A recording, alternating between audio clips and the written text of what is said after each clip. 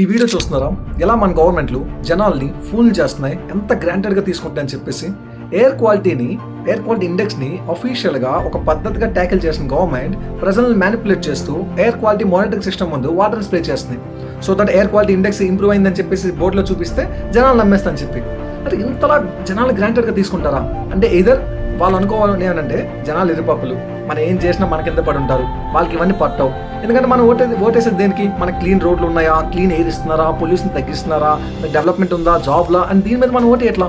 మనం ఎప్పుడు చూసినా కులం అని చెప్పి, మతం అని చెప్పి, భాష అని చెప్పి దీని మీద ఓటేస్తాం.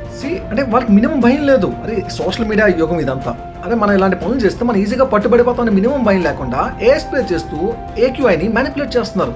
అంటే ఎంతలా గవర్నమెంట్ ప్రజల్ని గ్రాంటెడ్గా తీసుకుంటుంది చూసారా?